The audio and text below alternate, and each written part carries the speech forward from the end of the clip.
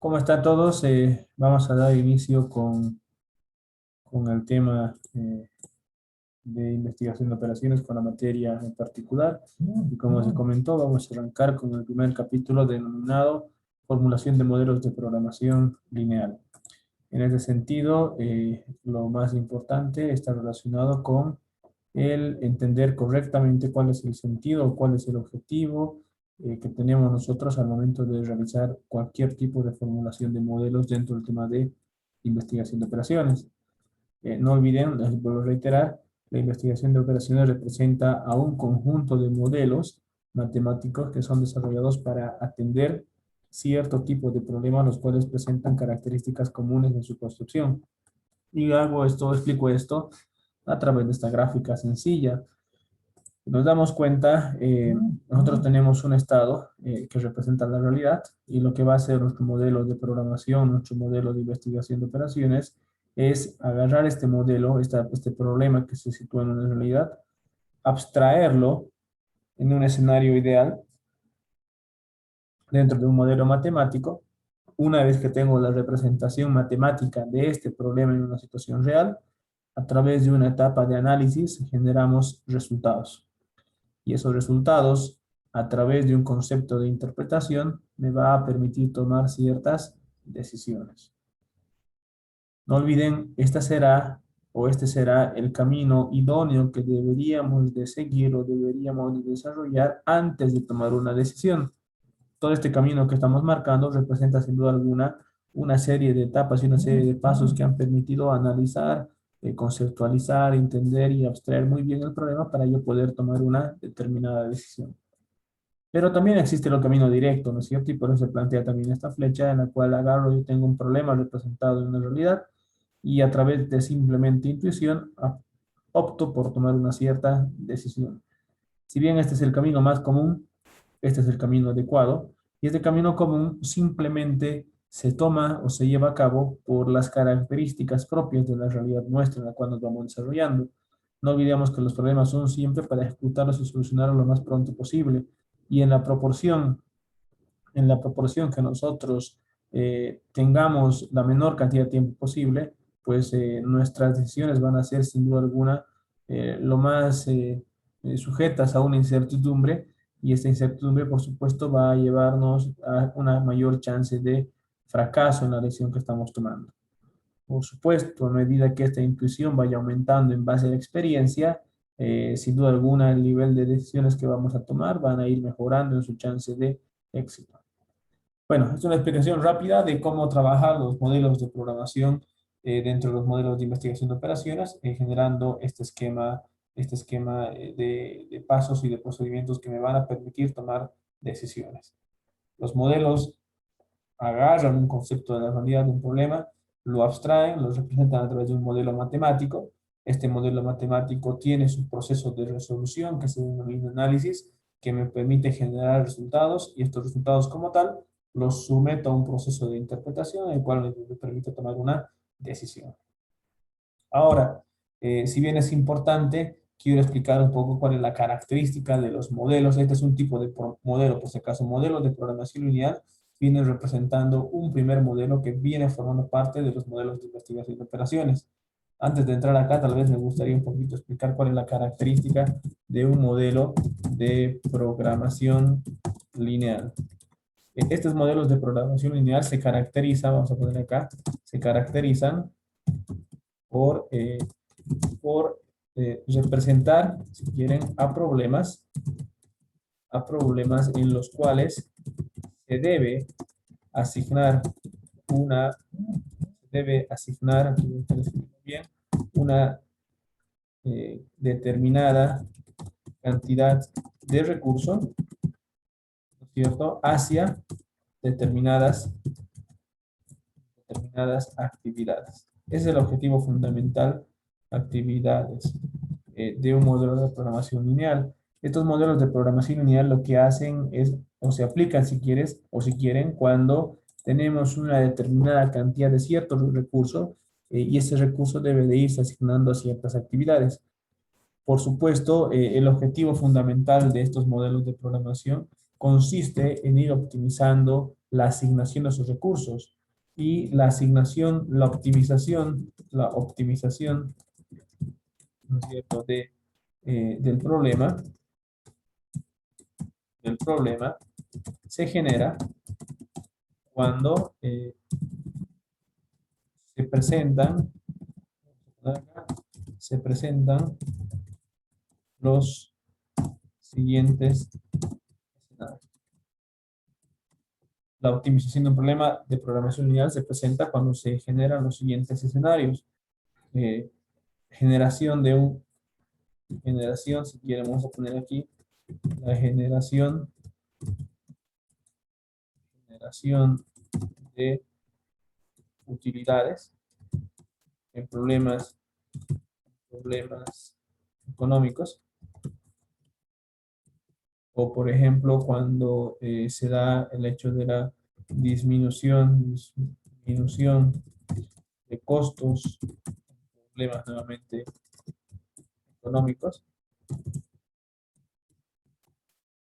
Podría ser, por ejemplo, optimización, vamos a poner optimización de recursos humanos, procesos productivos. Por ejemplo, se me ocurre otra, podría ser tal vez, qué sé yo, generación de máximos créditos en temas de inversión, etcétera, ¿no? Podemos tener muchísimos tipos de aplicaciones, los cuales nos permitan de alguna manera, generar réditos. Es solamente por tocar algunos puntos, ¿no es cierto?, que estoy tratando un poco de enunciar esto. Dice, los modelos de programación lineal se caracterizan por encarar a tipos de problemas en los cuales debo asignar determinadas cantidades de recursos hacia determinadas actividades. La optimización de estos tipos de modelos se da cuando se generan utilidades, cuando busco disminuir costos, cuando busco de alguna forma optimizar recursos humanos en procesos productivos, cuando mejoro mis tiempos productivos, cuando genero réditos en temas de inversión. En realidad, como les digo, existen muchísimas opciones en cuanto a la concepción. Y por ello, es importante, vamos a anotar esto acá, muy importante definir las estructuras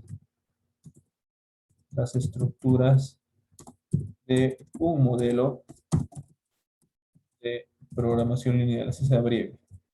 ¿A qué me refiero con la estructura? No me estoy refiriendo aún a la estructura matemática, sino me refiero a la estructura de composición que tiene el modelo. Un modelo está compuesto, dice, por dos elementos fundamentales. El primero de ellos se denomina función objetivo. Esta función objetivo es, vamos a poner acá la negrita, representa o es el elemento que se encarga de generar, ¿cierto?, los máximos o mínimos en su defecto.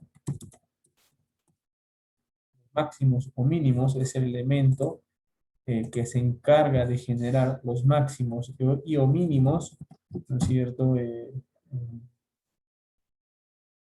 valores de optimización para el problema. Y por otra parte, el segundo elemento se denominan restricciones funcionales. Estas restricciones funcionales representan, es el elemento, vamos a poner igual para mantener la estructura, es el elemento que se encarga de impedir, vamos a poner aquí para que se pueda entender, de impedir que la función objetivo, se abrevia F.O, que la función objetivo alcance los máximos o mínimos permitidos para...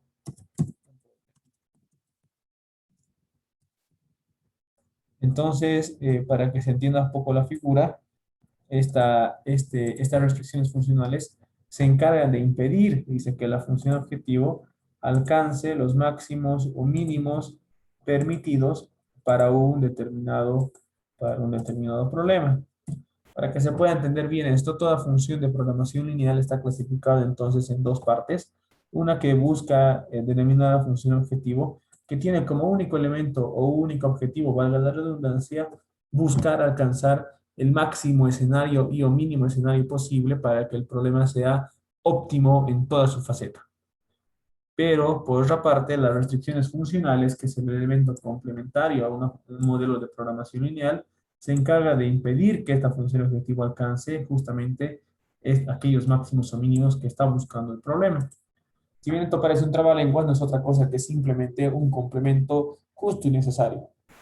Hagámonos la idea, simplemente como ejemplo, un poco para que me entiendan, háganse la idea de que yo tengo, digamos, en mi billetera en este momento 1.000 bolivianos. Y estos 1.000 bolivianos tengo la opción de poder agarrar y ponerlos en el banco, y en su defecto puedo agarrar y se lo puedo prestar a Pepito. Entonces, en ese sentido, para que me entiendan la idea, si yo agarro este dinero, por supuesto el banco me va a pagar una tasa de interés más o menos de un 3,5% anual. Pero si yo se lo presto a Pepito, Pepito va a pagar un interés de casi 20% anual. Entonces, de obvias y razones y con un simple criterio, podríamos establecer que nos conviene prestar el dinero a Pepito. Pero por supuesto, Pepito representa o tiene una chance de riesgo que es importante, es mucho mayor a la de un banco. Entonces, el modelo, de alguna forma, si yo lo trato de representar a través de un ejercicio matemático, este modelo lo que va a hacer es tratar de hacer una conjunción. Si me entienden, el modelo va a agarrar y va a decir, mi recurso, ¿cuál es mi recurso? Esos 1.000 bolivianos. Es un recurso disponible. Este recurso disponible lo va a tratar de asignar a actividades. ¿Y cuáles son mis actividades? Lo puedo asignar a Pepito, o lo puedo asignar al banco, o puedo compartir, puedo dar una parte a Pepito, puedo dar otra parte al banco. Pero ¿con qué objetivo voy a hacer esto? Si me captan la idea. Siempre con el objetivo de que el valor que yo genere a través de esos 1.000 bolivianos en concepto de interés o de rédito sea el mayor posible. ¿Me captan? Pero en esa lógica, para que me entiendan, la función objetivo lo que está buscando es el máximo valor o el máximo rédito posible a costa de esa inversión. ¿Pero qué me limita? Pues me limitará, por supuesto, en una primera instancia, cuánto dinero tengo. Yo gano más en la proporción que meta más dinero, sea al banco, sea repito, pero mientras más dinero pueda generar o pueda poner, más dinero voy a ir generando. ¿Cuál es otra restricción que yo tengo? Sin duda alguna, aparte de concebir la idea de que yo pueda invertir una determinada cantidad, también va a ser una restricción o una limitación cuánto yo esté como máximo dispuesto a invertir en cada una de las opciones. Entonces, para que me capten un poco la idea, una función objetivo lo que busca, por un lado, es generar máximos o mínimos a los problemas que estamos tratando de desarrollar. Y las restricciones buscan, por otra parte, el tratar de hacer que ese máximo, ese mínimo, no se cumpla, no sea tan fácil de cumplir y al contrario sea siempre limitado por las condiciones mismas del problema. Me quedo acá en la parte de, o en el escenario o en el entendido de querer explicar un poco la teoría de un modelo de programación lineal. Me quedo acá porque, como les dije, como les voy a comentar ahora, este capítulo es extenso y requiere de muchísimo análisis, y este análisis va a ir siendo desarrollado en la proporción en la cual nosotros vayamos avanzando, vayamos generando el contenido suficiente y necesario como para empezar a hacer algo mucho más interesante. Me detengo acá porque ahora quiero empezar a hablar de un subtítulo. Si quieren este subtítulo, ahora sí viene bien esto que había puesto hace rato, está denominado como estados de formulación de un modelo de programación lineal, para ir entendiendo un poquito la idea. Imagínense que este es el modelo. Este es un modelo de programación lineal, por si acaso esto que lo estoy pintando en este momento todo en amarillo. Es un modelo de programación lineal.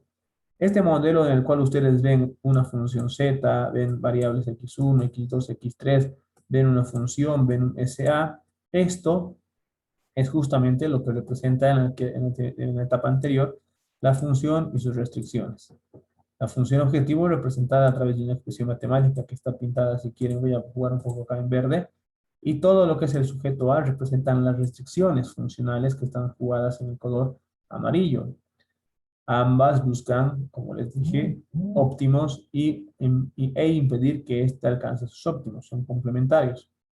Pero, ¿cuál es el objetivo? Quiero que entiendan en este momento que este modelo que estamos formulando, que se ha generado matemático, más adelante va a tener su interpretación y va a tener que tener su representación lógica.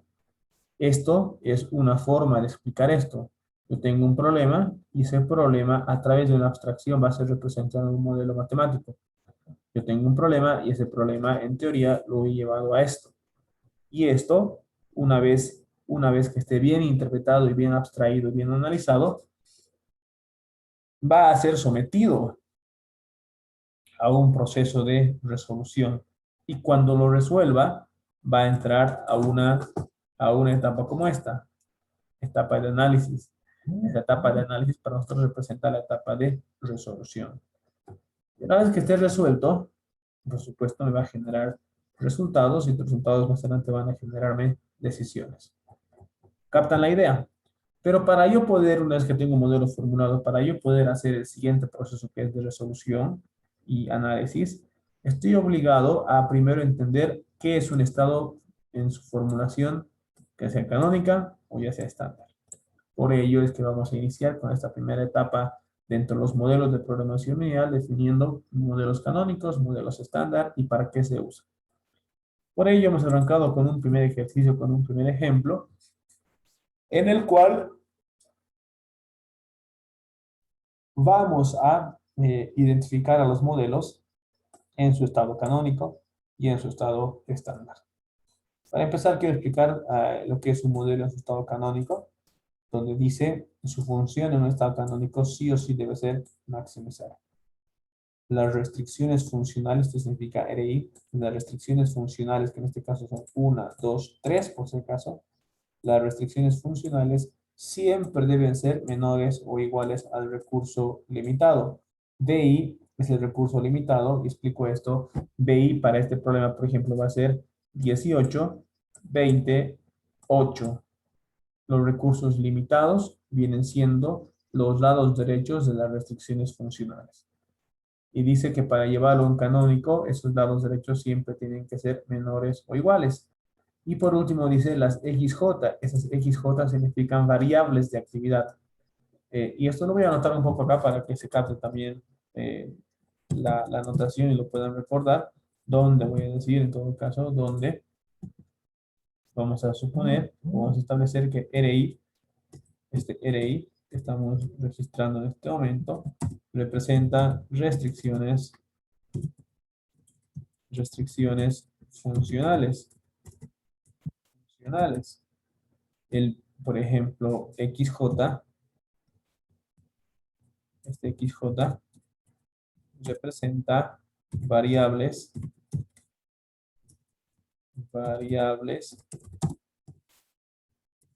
de actividad. Por otra parte, por ejemplo, solamente para que se ubique en Z, representa función de optimización.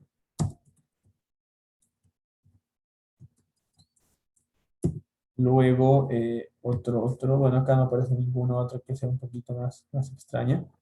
Entonces vamos inicialmente con estas. Dice, la función sí o sí debe ser máxima. Las restricciones deben ser siempre del tipo menor o igual y las variables de actividad deben ser siempre positivas. Las variables de actividad se refieren precisamente a estas que las voy a pintar en este momento en color celeste. Estas son las variables de actividad que en este caso tenemos 3 y ambas son mayores o iguales a 0. Entonces dice, dado este problema, nos está pidiendo que encontremos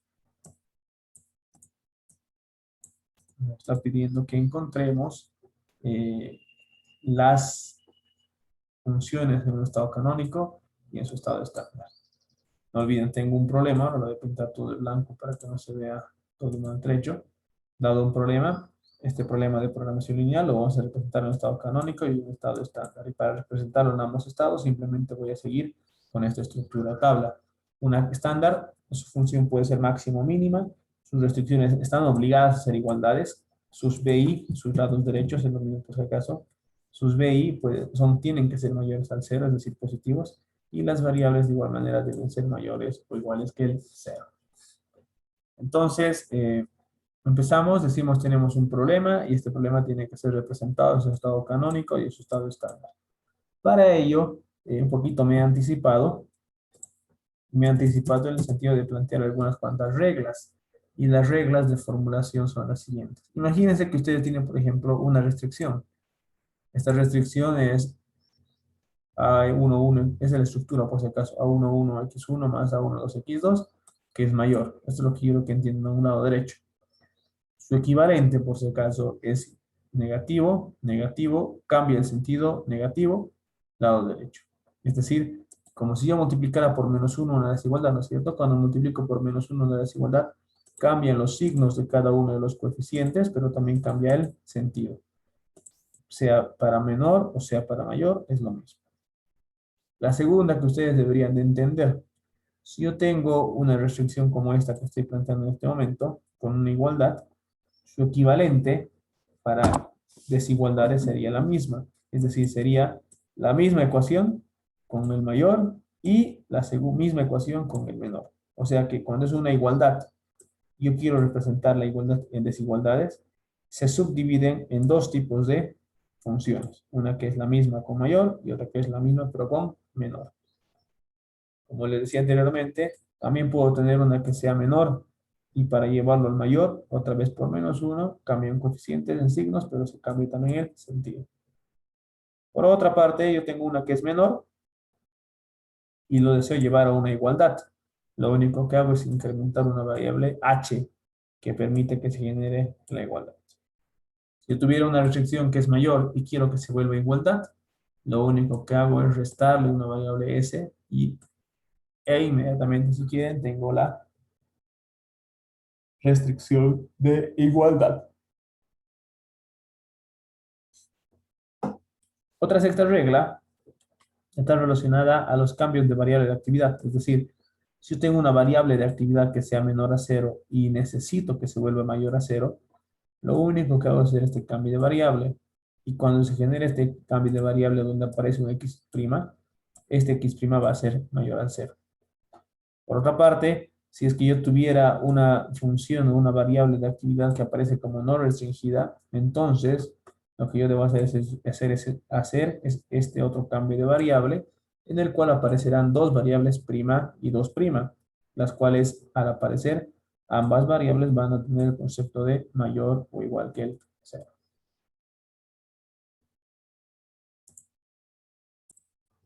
Muy bien, con esto vamos a empezar el primer ejemplo, creo que es el mismo.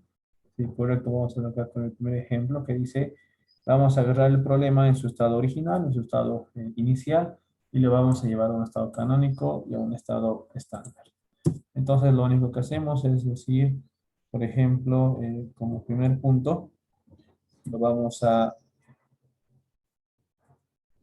lo vamos a representar en un estado canónico.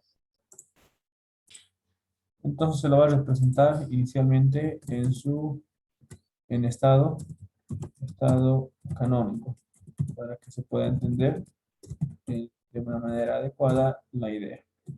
En el estado canónico entonces voy a agarrar la tabla inicial para que se pueda entender lo que estamos haciendo. Lo voy a copiar, lo voy a pegar y empezamos a hacer la formulación. Dice, lo primero, la función debe ser máxima. Entonces acá vamos a incorporar otra regla que no la he visto y la voy a incorporar acá, que es la regla número 8, que dice lo siguiente. Si yo tengo una función máxima de z, yo tengo una función máxima de z, esta función es lo mismo que decir su equivalente un mínimo de menos z. O viceversa, si yo tengo una función mínima de z y deseo encontrar su equivalente es una función máxima de menos z. ¿Qué quiere decir esto en pocas palabras? Que así como nosotros encontramos en las desigualdades multiplicaciones por menos 1 que cambian el sentido de la igualdad, como en esta, por ejemplo, cambia el sentido de la igualdad, pero también cambian sus signos, acá también puedo decir lo mismo. Si yo tengo una función máxima, yo puedo decir que la función máxima es lo mismo que decir el mínimo de menos z, es decir, cambiarán los coeficientes de la función. Para ese sentido, por ejemplo, yo tengo una función que dice mínimo de z, pero en la canónica dice la función si eso tiene que ser máxima. Entonces voy a agarrar esta función y lo que se sobreentiende, ¿no es cierto? Significa que en el estado canónico esta función debería ser máxima. O sea, voy a cambiar el mínimo al máximo. Y al llevarlo al máximo, por supuesto, voy a poner un menos z, que va a ser el equivalente al mínimo. Y eso representa entonces, o hará que yo cambie los signos. Voy a tener menos 3, voy a tener menos 8 y voy a tener menos x sub 3. ¿Captan? La función mínima se ha transformado a la función máxima porque es la condición del estado canónico. En una siguiente instancia me dice todas las restricciones deberán ser menores o iguales al recurso. Agarro la primera restricción, que es esta que estoy marcando, pero nos damos cuenta que la primera no es menor, es mayor. Una restricción que es mayor y que quiere ser transformada a un menor se representa, si quieren, a través de la regla número 5. Tengo una restricción mayor para representarle, no 5, perdón. Agarro, bueno, la misma lógica, ¿no es cierto? Agarro una que es mayor y para representarlo en uno que es menor, lo único que he hecho es multiplicar a todo por menos 1. Y lo que voy a hacer, agarro la primera de mis restricciones, la voy a copiar y digo, si esta ahora la quiero representar como menor, que es el objetivo, yo quiero que ahora esta sea una restricción tipo menor o igual, entonces a esta restricción la voy a multiplicar por menos 1.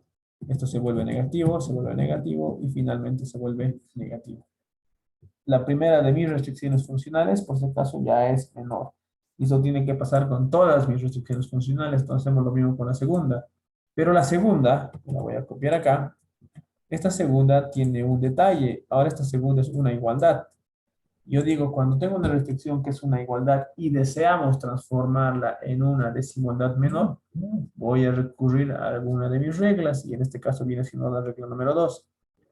Si yo tengo una igualdad y deseo representarla en menor, para empezar, una igualdad tiene su equivalente en dos subfunciones, una mayor y una menor. Y lo vamos a representar así.